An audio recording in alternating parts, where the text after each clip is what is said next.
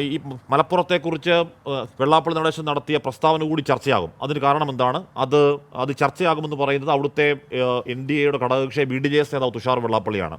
വെള്ളാപ്പള്ളിയുടെ പഴയ വാക്കുകൾ ഒന്നുകൂടി കേൾക്കാം. സ്വതന്ത്രമായൊരു വായു ശ്വസിച്ചുകൊണ്ട് മലപ്പുറത്ത് നിങ്ങൾക്ക് ജീവിക്കുവാൻ സാധിക്കുമെന്ന് എനിക്ക് തോന്നുന്നില്ല. സ്വതന്ത്രമായൊരു അഭിപ്രായം പറഞ്ഞു പോലും ജീവിക്കാൻ നിങ്ങൾക്ക് സാധിക്കില്ല. മലപ്പുറം ഒരു പ്രത്യേക രാജ്യമാണ്, പ്രത്യേക ചില ആളുകളുടെ സംസ്ഥാനമാണ്.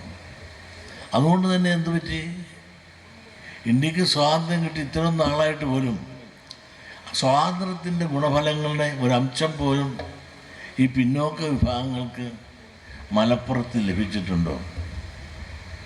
മഞ്ചേരി ഉള്ളതുകൊണ്ട്, അദ്ദേഹത്തിൻ്റെ സ്ഥാപനം ഉള്ളതുകൊണ്ടും. ശരി ശരി ശരി ഓക്കെ. ശ്രീ VV രാജേഷ്, ഈ പ്രസ്താവന ഇത് ശരിയാണെന്നും ഇതവിടെ ചർച്ചയാകുമെന്നും അദ്ദേഹത്തിന്റെ മകൻ കൂടിയായ തുഷാർ വെള്ളാപ്പള്ളി പറയുന്നത് മനസ്സിലാക്കാം. പക്ഷേ ഇത് ശരിയാണെന്ന് നിങ്ങളെന്തോ PK കൃഷ്ണദാസ് പറയാൻ പാടുണ്ടോ? ഇത് അങ്ങേയറ്റം വിദ്വേഷമല്ലേ, അങ്ങേയറ്റം വ്യാജമല്ലേ? അത് ചർച്ചയാക്കാവോ നിങ്ങൾ ഒരു ഉത്തരവാദിത്തപ്പെട്ട രാഷ്ട്രീയ പാർട്ടി എന്നുള്ള നൽകി? ശ്രീ VV രാജേഷ്. ഹാഷ്മി, ബഹുമാനപ്പെട്ട ശ്രീ വെള്ളാപ്പള്ളി ഈ സ്റ്റേറ്റ്മെൻറ്റ് അദ്ദേഹം ഇതുമായി കണക്റ്റഡ് സ്റ്റേറ്റ്മെൻറ്റ് നേരത്തെ ഒക്കെ നടത്തിയിട്ടുണ്ട്. ആശയപരമായി താരതമ്യം ചെയ്യാൻ പറ്റുന്ന സ്റ്റേറ്റ്മെൻറ്റുകൾ ഇത് നടത്തിയത് ഈ ഇടയ്ക്കാണ്. എന്നാൽ ശ്രീ PK കൃഷ്ണദാസ്ജിയും അദ്ദേഹത്തെ ഒരു പൊതു പ്രവർത്തകനും നേതാവുമാക്കി മാറ്റിയ ഞങ്ങളുടെ പാർട്ടിയും വർഷങ്ങളായി, ഒരുപക്ഷെ ഇപ്പോൾ ഇടതുപക്ഷ പ്രതിനിധി അഭിമാനത്തോടെ പറഞ്ഞല്ലോ 1969 മലപ്പുറം ജില്ല രൂപീകരിക്കുന്ന സമയത്തുനിന്നൊക്കെ അന്നു മുതൽ അടൽ ബിഹാരി വാജ്പേയി ഉൾപ്പെടെയുള്ളവർ പണ്ടുകെടുത്തുകൊണ്ട് മലപ്പുറം ജില്ലാ രൂപീകരണത്തിനെതിരായി സമരങ്ങൾ നടത്തിയ സമയം മുതൽ തന്നെ ഇങ്ങനെയൊരു ജില്ല കൊണ്ടുവരുന്നത് സംസ്ഥാന കേരളത്തെ വർഗീയതയുടെ കൂത്തരങ്ങാക്കി മാറ്റുവാനുള്ള തുടക്കമാണ്. അതിനാണ് EMS നമ്പൂതിരിപ്പാടും CPM ഇടതുപക്ഷവും തുടക്കം കുറിക്കുന്നത് എന്ന് പറഞ്ഞ സമയം മുതൽ ഞങ്ങൾ പറഞ്ഞു വരുന്നതാണ്. ശ്രീ PK കൃഷ്ണദാസ്ജിയൊക്കെ പൊതുപ്രവർത്തന രംഗത്ത് വരുന്നതിന് മുമ്പ് തന്നെ ഞങ്ങളുടെ പ്രസ്ഥാനങ്ങൾ പറയുന്ന കാര്യങ്ങളാണെന്നേത്. അത് ഇന്ന് സമൂഹം ഏറ്റുപറയുന്നു. അത് അപകടകരമായ അവസ്ഥയിലേക്ക് എത്തി നിൽക്കുന്നു. ഏതാ VV രാജേഷ് തോന്നിയിട്ടുണ്ടോ? ഇപ്പം ഞാൻ ഇന്നലെ PK കൃഷ്ണദാസിനെ കണ്ടു. അവിടെ നിലമ്പൂർ യൂണിയൻ ഹോട്ടൽ ഭക്ഷണം കഴിച്ചുകൊണ്ടിരുന്ന കൃഷ്ണദാസിനെയും ശ്രീ സുരേഷിനെയും നമ്മുടെ ഇപ്പോൾ മീഡിയ കോർഡിനേറ്റർ സന്ദീപിനൊക്കെ ഇന്നലെ ഭക്ഷണം കഴിക്കാൻ പോയപ്പോൾ കണ്ടായിരുന്നു, സംസാരിച്ചതുമാണ്. ശ്രീ VV രാജേഷ് മലപ്പുറത്ത് പോകാത്ത ആളല്ലോ. ശ്രീ VV രാജേഷ് തോന്നിയിട്ടുണ്ടോ അവിടെ എന്താണ് ഈ പറഞ്ഞ പ്രത്യേക വിഭാഗം ഇതര ആൾക്കാർക്ക്, ഈഴവരാതി ആൾക്കാർക്ക് ശ്വാസം മുട്ടി ജീവിക്കുകയാണ്, അവർക്ക് എന്താണ് അഭിപ്രായം പറയാനുള്ള സ്വാതന്ത്ര്യമില്ല, അതൊരു പ്രത്യേക രാജ്യം പോലെയാണ് എന്ന് VV രാജേഷ് തോന്നിയിട്ടുണ്ടോ? തീർച്ചയായിട്ടും ഹാഷ്മി, പല കാര്യങ്ങളിലും ഞാനിപ്പോൾ ഭരണഘടനയുടെ അടിസ്ഥാനത്തിൽ പ്രത്യേക രാജ്യമാണോ എന്ന് തോന്നിയിട്ടുണ്ടോ എന്ന് ചോദിച്ചു കഴിഞ്ഞാൽ എനിക്ക് തോന്നിയിട്ടുണ്ടെന്ന് പറയാൻ പറ്റില്ല. എന്നാൽ പല കാര്യങ്ങളും ഞാൻ താങ്കളോടൊന്ന് ചോദിക്കട്ടെ. അങ്ങ് വരണമെന്ന് ഞാൻ പറയുന്നില്ല, പക്ഷേ അവിടെ നോമ്പ് സമയത്ത് മറ്റുള്ള ജില്ലകളിൽ അനുഭവിക്കുന്ന സ്വാതന്ത്ര്യം അവിടെ ലഭിക്കുമോ?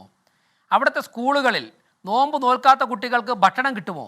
ഒരുപക്ഷെ ഒന്നോ രണ്ടോ സ്കൂളുകളിൽ എവിടെയെങ്കിലും കിട്ടി കാണും. പക്ഷേ ഇതൊക്കെ എത്ര തവണ പറഞ്ഞു പൊളിഞ്ഞ വ്യാജങ്ങളാണ് രാജേഷ്. ഇതൊക്കെ എത്ര തവണ പറഞ്ഞു പൊളിഞ്ഞ വ്യാജങ്ങളാണ്. അവിടെ ഹോട്ടലുകൾ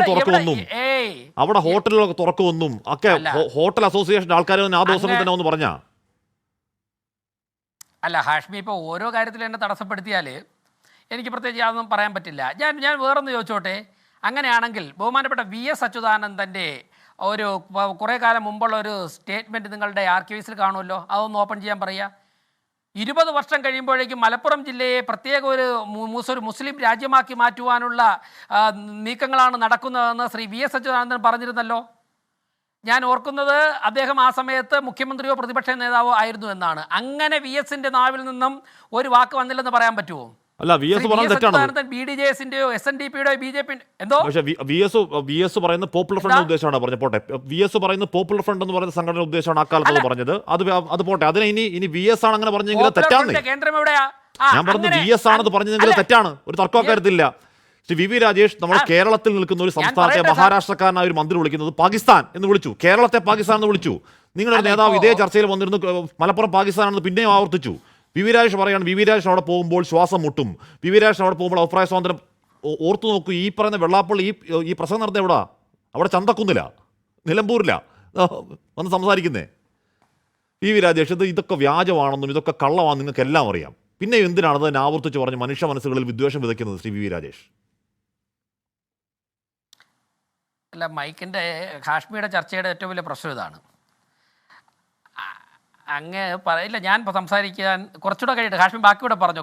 ഓരോന്ന് പറയുമ്പോൾ ഇടപെടണ്ടല്ലോ. ഇനി അദ്ദേഹത്തിന് പറയാനുള്ളതൊക്കെ അദ്ദേഹം പറയൂ. ഇല്ല, അങ്ങ് പറഞ്ഞോളൂ. അങ്ങ് പറഞ്ഞോളൂ. ഞാൻ പറയുന്നത് ഇതൊക്കെ വ്യാജമാണെന്ന് അങ്ങേക്ക് അറിയാം, എല്ലാവർക്കും അറിയാം. ഇന്നലെ യൂണിയൻ ഹോട്ടൽ ഭക്ഷണം കഴിച്ച PK കൃഷ്ണദാസിനും അറിയാം, സാക്ഷാൽ വെള്ളാപ്പള്ളിക്ക് അറിയാം, അദ്ദേഹത്തിൻ്റെ മകൻ അറിയാം. പിന്നെ ഇത് 10 വോട്ടുണ്ടാക്കാനുള്ള മാർഗമായിട്ട് കണ്ടെത്തി കഴിഞ്ഞാൽ പിന്നെ അത് എന്ത് കഷ്ടമെന്നല്ലേ പറയാൻ പറ്റൂ വി രാജേഷ്. ഞാൻ എൻ്റെ ധാർമ്മികരോഷം പറഞ്ഞാണ്. അങ്ങ് പറഞ്ഞോളൂ. അല്ല, ഇനി ഞാൻ തൽക്കാലം പറയുന്നില്ല, അങ്ങനെ ബാക്കിയുള്ള ആൾക്കാരിൽ പറ്റുള്ളൂ. ഞാൻ നാവെടുക്കുമ്പോൾ തന്നെ തടസ്സപ്പെടുത്തി കഴിഞ്ഞാലേ പറഞ്ഞോളൂ. ഇത് ഇതുപോലെ വിഷയമായതുകൊണ്ടാണ് ഞാൻ ഇല്ല, താങ്കൾ വേറെ ആൾക്കാരേക്ക് പറ്റുള്ളൂ. ഇല്ല, താങ്കൾ പറഞ്ഞോളൂ. അല്ല, ആയിക്കോട്ടെ. ഓരോ അക്ഷരം പറയുമ്പോൾ ഇല്ലെന്നേ, ഓരോ അക്ഷരം പറയുമ്പോൾ 4 തവണ ഇടപെട്ടാലേ വേറെ ആൾ നോക്ക്. വിരാജ് അങ്ങനെ പെണങ്ങല്ലേ? താങ്കൾ പറഞ്ഞോളൂ. ഞാൻ ഇതുപോലെ വിഷയമായതുകൊണ്ടാണ്. പിണക്കത്തിന്റെ പ്രശ്നമൊന്നുമല്ല താങ്കളുടെ. ഇല്ല, ആയിക്കോട്ടെ. ഈ വിഷയം പറയാനല്ലേ ഞാൻ വന്നിരിക്കുന്നത്. പിന്നെ ഞാൻ വേറെ എന്തെങ്കിലും സംസാരിക്കാൻ വന്നിരിക്കുന്നത്? ഞാൻ പറഞ്ഞു ഇതുപോലൊരു വിഷയമായതുകൊണ്ടാണ്. ജോലി ഇല്ലാത്തതുകൊണ്ടല്ല ഇത് നാടിന് റിഗ്രസീവായ പൊളിറ്റിക്സ് ആണെന്നും ഉള്ളതുകൊണ്ടാണ് ഞാൻ ഇടപെടുന്നത്. താങ്കൾ അത് ന്യായീകരിക്കാൻ ഞാൻ കരുതിയില്ല വി രാജേഷ്. താങ്കൾ അത് ന്യായീകരിക്കാൻ ഞാൻ കരുതിയില്ല. താങ്കളെ പോലെ ഉന്നതമായ രാഷ്ട്രീയ ബോധ്യമുള്ള രാഷ്ട്രീയ പ്രവർത്തകൻ അതിനെ ന്യായീകരിക്കാൻ ഞാൻ കരുതിയില്ല. ആ ഒരു നൈരാശ്യത്തിൽ നിന്നുണ്ടായ ഇടപെടലാണ്. താങ്കൾ ക്ഷമിക്കൂ, പറയൂ. അല്ല, ക്ഷമയുടെ ഒന്നും ആവശ്യമില്ല. എൻ്റെ ക്ലാരിറ്റിയെക്കുറിച്ചൊന്നും ഹാഷ്മി ആശങ്കപ്പെടേണ്ട. എന്തായാലും തൽക്കാലം നിങ്ങൾ മറ്റുള്ളവരോട് ചോദിച്ചോളൂ, ഞാൻ കേട്ടോണ്ടിരിക്കാം. ഹാഷ്മിക്ക് ഇങ്ങോട്ട് പറയാനുള്ള മുഴുവൻ പറഞ്ഞോ, ഞാൻ അങ്ങോട്ടൊന്നും പറയുന്നില്ല. ഞങ്ങളെ വിമർശിച്ച് ഹാഷ്മി ഇങ്ങോട്ട് പറഞ്ഞോളൂ, എനിക്കൊരു പോയിന്റും പറയാനില്ല.